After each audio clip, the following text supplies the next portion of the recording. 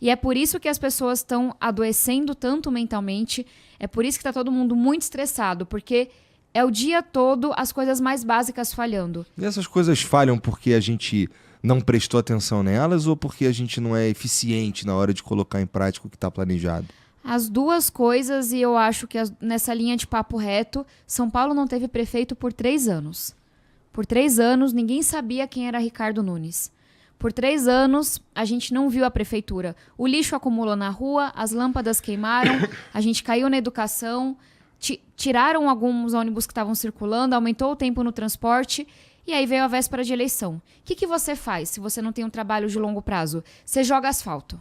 Foi isso que o Nunes fez. Ele jogou asfalto safado, porque o asfalto já está esfarelando, e aí começaram a aparecer inúmeras denúncias de corrupção. De máfia das creches, de contrato parcelado na educação, de contrato superfaturado. Então, eu não sei o que ele fez nesses 3 anos, mas ele não foi prefeito de São Paulo. E aí São Paulo estava com caixa por conta da questão do Campo de Marte. O azar que a gente deu, um prefeito tão medíocre, tão inoperante, no momento que São Paulo tem dinheiro pela primeira vez em muitos anos. E aí chegou a véspera de eleição, ele estava com mais de 30 bi em caixa, dinheiro para gastar. E aí, como é que você gasta dinheiro rápido na prefeitura? Você coloca asfalto. Só que aí veio essa gastança com essas denúncias de corrupção. Então, eu acho que é por isso que a gente desandou.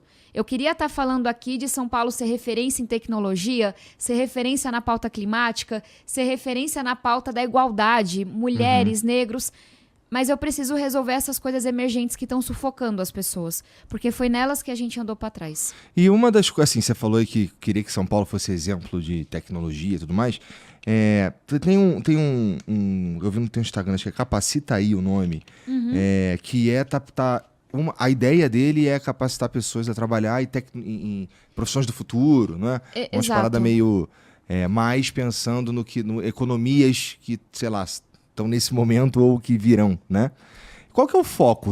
Como é que faz? Vamos lá, caso eleita, como é que tu faz para quem é a galera que você está mirando para participar? O Capacitaí, ele é mais amplo porque ele fala de todos os setores da economia. O Jovem Tech é um exemplo bem específico, vou falar dele. O Google, ele fez um levantamento Brasil, mas a gente sabe que as maiores empresas de tecnologia do mundo têm sede aqui e é aqui que a gente tem mais emprego. Que até o ano que vem, o Brasil teria 500 mil vagas na área de tecnologia não preenchidas. Ou seja, vagas que a empresa tem a necessidade, mas não encontra gente qualificada formada naquela área. O que é o Jovem Tech? Isso é uma falha de mercado. 1/3 dos jovens em São Paulo estão desocupados. Não estão nem estudando, nem trabalhando, não conseguem uma oportunidade. Qual que é a janela que você chama de jovem? A gente está falando aí de 14 a 29 anos. Tá. Então, quem está no ensino médio e quem se graduou até os 29 e 30. Então, você tem gente que está desocupada, porque eu não gosto do termo nem. Não estuda e não trabalha. Não é porque o jovem não quer, é porque ele não tem oportunidade, na esmagadora maioria das vezes. E do outro lado, você tem empresas de tecnologia que estão com essa vaga em aberto, que estão contratando de outra cidade ou de outros países porque não encontram essas pessoas. É uma falha de mercado. Oferta e demanda sozinhas não estão conseguindo resolver isso. O que é o Jovem Tech? É a prefeitura mapear essas vagas que estão em aberto, virar para as empresas e perguntar o que vocês precisam exatamente. Qual é a linguagem de programação? Qual é a habilidade? Chama as faculdades públicas e privadas, desenha um currículo, a prefeitura banca o curso por 2 anos.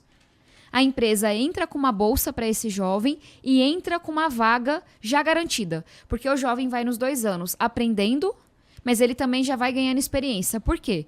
Porque eu também não quero mais jovens no mercado que têm o diploma, mas não têm a experiência. E aí a gente vai preenchendo essa falha de mercado. São jovens que hoje não recebem nada, ou estão no mercado informal, e que vão acessar empregos de 5, 8 mil reais.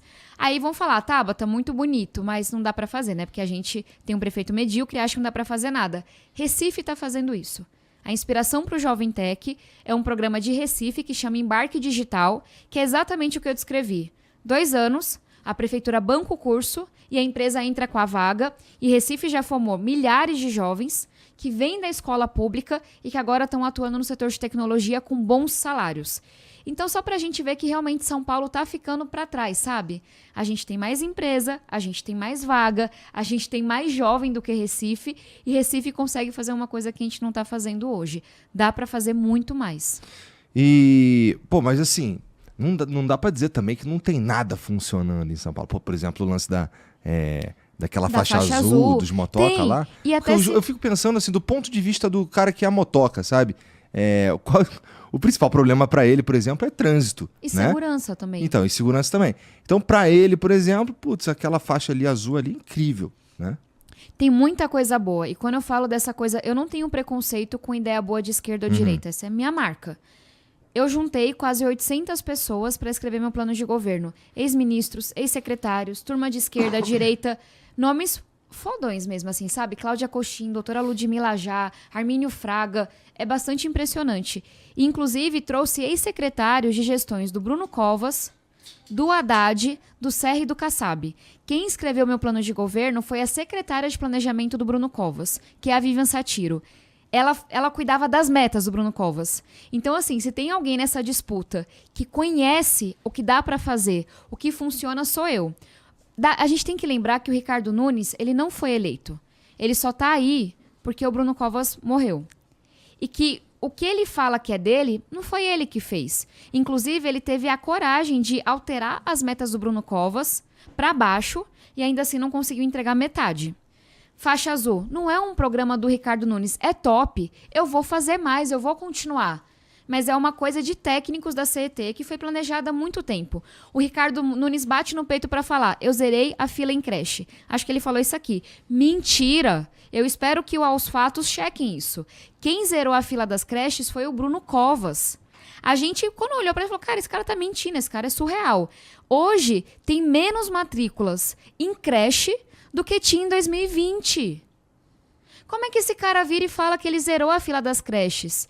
E até assim, ele fala, eu me arrependo da gente ter pedido os passaportes da vacina. Quem garantiu vacina em São Paulo foi Bruno Covas, não foi ele. Você vê, muita gente que estava com Bruno Covas está comigo hoje. Porque acha que com essa coisa do Ricardo Nunes de abraçar o bolsonarismo, ele esqueceu quem era Bruno Covas. A Vivian Satiro, que foi secretária de planejamento dele, o Orlando Faria, que foi Casa Civil do Bruno Covas, tá hoje no meu time. Então, assim, não é pra dizer, ele não fez nada. É porque o que ele diz que ele fez foi o Bruno Covas que fez. E ele fez um papel muito pior do que o Bruno Covas. E não é só dele, não. Você pega a virada cultural do Serra, você pega o céu da Marta, você pega essa visão de olhar para as enchentes, para a despoluição, para os mananciais do Kassab. Eu tenho tudo isso mapeado. Por quê? Porque no meu primeiro ano como prefeita, eu vou rodar as coisas que outras gestões plantaram, que outras gestões desenharam, até para que eu possa ganhar a confiança das pessoas e o tempo para fazer as ideias inovadoras que eu trago. Então eu não tenho isso de, mas é de esquerda, mas é de direita. O Ricardo Nunes tem.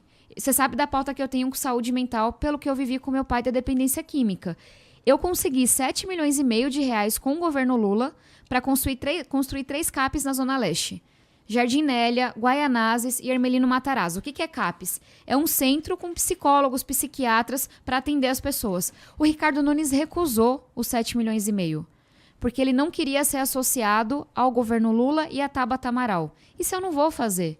Não importa se é de esquerda ou direita, não importa se é bom para mim ou não. Prefeito tem que trazer dinheiro para São Paulo. Eu não consigo fazer as coisas que eu vou fazer na saúde sem o governo federal e eu não consigo enfrentar a Cracolândia, problemas de segurança sem o governador Tarcísio.